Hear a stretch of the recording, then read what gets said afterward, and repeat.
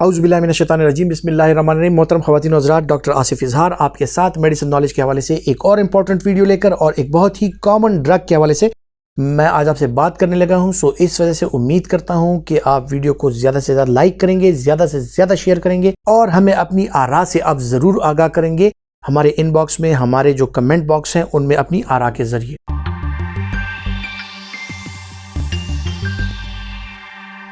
ख़वातीन और हज़रात, आज बात करते हैं एस्प्रिन के हवाले से। एस्प्रिन बुनियादी तौर पे एक एंटी इन्फ्लेमेटरी ड्रग है, एक non steroidal anti inflammatory drug है और लंबे अरसे से इसका इस्तेमाल किया जाता रहा है। हर घर में तकरीबन इसका इस्तेमाल किसी ना किसी सूरत में अगर किया जा रहा हो या नहीं किया जा रहा हो, लेकिन सर दर्द की सूरत में हर बंदे ने इसका इस्तेमाल ज़रूर किया होता है। सो अक्सर औकात लोगों के जहन में ये जो है एस्प्रिन, ये सर दर्द की दवाई है, लेकिन सर दर्द के अलावा जो और इन्फ्लेमेटरी कंडीशंस होती हैं उनमें भी इसका इस्तेमाल किया जाता है। जिस तरह के रूमेटॉइड आर्थराइटिस का पेन हो गया, जोड़ों का दर्द हो गया, किसी और तरह के पेन में भी जो भी कहीं पे चोट लगती है, कहीं पे ट्रॉमा होता है, सो उस दर्द में यानी इन्फ्लेमेटरी जो पेन होता है उसमें एस्प्रिन का इस्तेमाल जो है वो कराया जाता है और बड़ी इफेक्टिव ड्रग है। लेकिन as an anti inflammatory drug सिर्फ पेन कंट्रोल के अलावा अगर देखा जाए तो इसमें और बड़ी सी खुसूसियात हैं जो मैं आपके साथ आज डिस्कस करने लगा हूँ। ख़वातीन और हज़रात, जिस तरह मैंने जिक्र किया कि ये एक एंटी इन्फ्लेमेटरी ड्रग है और जो इन्फ्लेमेटरी सब्सटेंसेस रिलीज होती हैं मुख्तलिफ किस्म की इन्फ्लेमेशंस में, खुसूसन क्रॉनिक इन्फ्लेमेशंस में, जो लंबे अरसे तक जो इन्फ्लेमेशंस होते हैं, जिस तरह के रूमेटॉइड आर्थराइटिस हो गया, ऑस्टियोआर्थराइटिस हो गया, इस तरह के और मसाइल हो गए, सो उनमें अगर एस्प्रिन का इस्तेमाल कराया जाता है, सो जो एंटी इन्फ्लेमेटरी इसकी एक्टिविटी है उसके साथ इन्फ्लेमेशन कम होती है और इसके साथ ही जो है तो आपका टिश्यू डैमेज जो है वो कम से कम होता है और इन्फ्लेमेशन के साथ जो आपके टिश्यू का डैमेज, उसके प्रोग्रेशन के चांसेस जो है वो कम से कम हो जाते हैं। और ये जो है तो जिस तरह रूमेटॉइड आर्थराइटिस, इस तरह की बीमारियों में इसका इस्तेमाल जो है वो फ़ायदेमंद साबित हो सकता है। रूमेटॉइड आर्थराइटिस में इससे ज़्यादा पोटेंट पेन किलर्स भी हैं, इससे ज़्यादा पोटेंट एंटी इन्फ्लेमेटरी ड्रग्स भी हैं, सो उनका इस्तेमाल आजकल किया जा रहा है। इसका इस्तेमाल जो है वो कम है, लेकिन बहरहाल तकरीबन सर दर्द की सूरत में ज़्यादातर लोग जो है उनकी पहली चॉइस जो है वो यही एस्प्रिन होती है। एस्प्रिन जो है एक तो इसका इस्तेमाल as an anti inflammatory, as a painkiller किया जाता है। दूसरा इसका इस्तेमाल जो बहुत ज़्यादा अहम है वो ये है कि इसका इस्तेमाल as an anti platelet drug किया जाता है ताकि ये प्लेटलेट एग्रीगेशन को रोके और इसी प्लेटलेट एग्रीगेशन को रोक के जो ब्लड क्लॉटिंग होती है छोटी शरियानों में, ये उसके लिए भी इस्तेमाल होता है। और इसका इस्तेमाल जो है वो जो कार्डियक पेशेंट्स हैं, जो एंजाइना के पेशेंट्स हैं, जो इस्कीमिक हार्ट डिजीज़ के पेशेंट्स हैं, जो हाइपरटेंसिव पेशेंट्स हैं, जिनको हार्ट के मसाइल हैं, या जो डायबिटीज़ के पेशेंट हैं, उनको इस्कीमिक स्ट्रोक के जो मसाइल हैं, उन लोगों में भी इसका इस्तेमाल कराया जा सकता है। लेकिन प्लेटलेट एग्रीगेशन को रोकने के लिए या इसका क्लॉटिंग को रोकने के लिए इसकी डोज एडजस्टमेंट करनी पड़ती है और इसकी जो एंटी इन्फ्लेमेटरी डोज है वो तकरीबन पेन के जो मसाइल होते हैं उनमें तकरीबन 300 मिलीग्राम की टैबलेट आती है और बाकी जो है लो डोज में एस्प्रिन जो है वो एज एन एंटी प्लेटलेट काम करती है। उसमें 75 मिलीग्राम, 81 मिलीग्राम, 150 मिलीग्राम की टैबलेट्स हैं, ये अवेलेबल हैं। सो 75 मिलीग्राम की जो टैबलेट है यानी लो डोज एस्प्रिन जो है उसका इस्तेमाल जो कार्डियक पेशेंट्स हैं वो कर रहे होते हैं या जो इस्कीमिक स्ट्रोक के पेशेंट्स हैं वो कर रहे होते हैं ताकि इनका ब्लड जो है वो क्लॉट ना हो और blood as a blood thinner अगर आप कह लें इसका इस्तेमाल किया जाता है।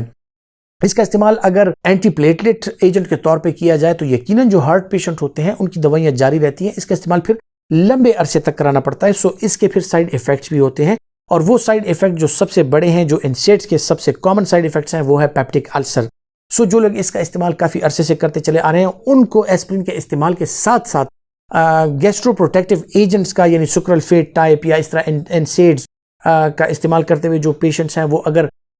H2 ब्लॉकर्स का इस्तेमाल कर लें या एंटासिड सिरप्स का इस्तेमाल कर लें, सो ये उनके लिए बेहतर साबित रहता है और उनको पेप्टिक अल्सर के चांसेस जो है वो कम से कम हो जाते हैं। ख़वातीन और हज़रात, जिन लोगों में ऑलरेडी कोई ब्लीडिंग डायथीसिस हो, कोई ब्लीडिंग प्रॉब्लम हो, जिनको पेप्टिक अल्सर की वजह से या खुदा न खास्ता उनको कहीं स्ट्रोक हुआ हो और वो हेमरेजिक स्ट्रोक हो, उनमें कोई ब्लीडिंग इश्यूज़ हों, हीमोफीलिया वगैरह के, तो इस तरह के पेशेंट में एस्प्रिन का इस्तेमाल जो है वो कम्प्लीटली कॉन्ट्रा इंडिकेटेड है। इसकी और कॉन्ट्राइंडिकेशंस जो है वो जिस तरह एनसेड्स जो है वो रीनल फंक्शंस अगर किसी की डिरेंज हो, कोई एंड स्टेज रीनल डिजीज़ का शिकार हो, क्रॉनिक किडनी डिजीज़ का शिकार हो, वो इसका इस्तेमाल नहीं कर सकता। क्रॉनिक लिवर डिजीज के जो पेशेंट्स होते हैं उनमें थ्रोम्बोसाइटोपिनिया हो जाता है, प्लेटलेट्स कम हो जाते हैं, स्प्लीन इनलार्ज हो जाता है, उसकी वजह से ज़्यादा सिक्वेस्ट्रेशन उधर होती है और आपका प्लेटलेट काउंट जो है वो कम हो जाता है और जो इसोफेजियल वायरसेस हैं वो डेवलप हो जाती हैं। सो इन लोगों में अपर जीआई ब्लीड के चांसेस जो है वो बढ़ जाते हैं। सो ये लोग भी एस्प्रिन का इस्तेमाल ना करें और अगर इनको और कोई मसाइल हैं तो वो इस सिलसिले में इसका अल्टरनेटिव अपने डॉक्टर से ज़रूर पूछ लिया करें। आपका डॉक्टर बेहतर समझता है कि इसका अल्टरनेट क्या दिया जाए। ख़वातीन हज़रात, एस्प्रिन का इस्तेमाल जो है वो 2 साल से कम उम्र के बच्चों में कॉन्ट्रा इंडिकेटेड है, आप नहीं कर सकते। इसके अलावा जो कॉन्ट्रा इंडिकेशंस थी मैंने आपको बता दी। जो साइड इफ़ेक्ट्स कॉमनली हैं वो ब्लीडिंग, डायथीसिस और इसके साथ साथ एजिटेशन होना और इसके साथ साथ जो है ख़वातीन हज़रात इसके साथ जो है मेटाबॉलिक एसिडोसिस हो सकती है। तो अगर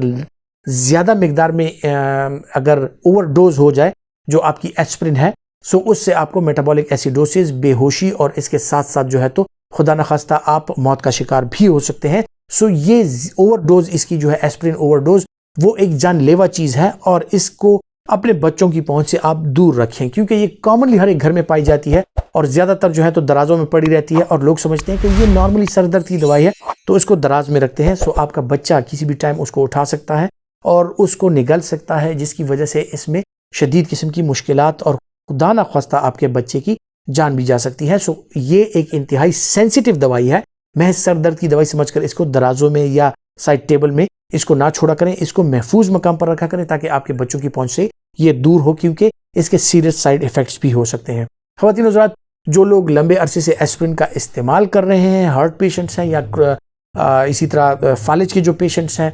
सो वो अगर इसके साथ कुछ और दवाइयों के इंटरेक्शंस देखना चाहते हैं, सो जो और ब्लड थिनर दवाइयां हैं जिनमें वारफरिन वगैरह हो गए या इनमें जो आजकल जो नई दवाइयां हैं रिवरऑक्सीबान वगैरह, उसका इस्तेमाल अगर कर रहे हैं डीवीटी के पेशेंट्स या जिनमें रगों की ब्लॉकेज का मसला हो, सो वो भी एस्प्रिन का इस्तेमाल उनके साथ ना करें। इससे उनकी ब्लीडिंग के चांसेस जो हैं वो बढ़ सकते हैं। 60 साल से ज़्यादा उम्र के लोग जो हैं वो एस्प्रिन का इस्तेमाल क्लोपिडोग्रिल के साथ ना करें और इसी तरह एस्प्रिन का इस्तेमाल अगर आप ट्राइसाइक्लिक एंटी डिप्रेसेंट्स के साथ करते हैं सो उससे भी आपको मेटाबॉलिक एसिडोसिस, बेहोशी और गनूदगी के चांसेस जो है वो बढ़ जाते हैं और इससे जो है तो आपको मुख्तलिफ किस्म के ब्लीडिंग प्रॉब्लम्स भी हो सकते हैं और खुदा न खास्ता आप मेटाबॉलिक एसिडोसिस का शिकार होकर आप मौत के मुंह में भी जा सकते हैं। सो इसकी इंटरेक्शन जो है वो ज़रूर देख लिया करें। एंटी एपिलेप्टिक ड्रग्स का जो इस्तेमाल कर रहे हैं वो लोग एस्प्रिन का इस्तेमाल बिल्कुल ना करें और अपने डॉक्टर के मशवरे के मुताबिक ही एस्प्रिन का इस्तेमाल करें। ख़वातीन हज़रात, एस्प्रिन चूँकि एक ज़रूरी ड्रग है और कॉमनली यूज होने वाली ड्रग है, सो इसका मौजूद होना हर एक घर में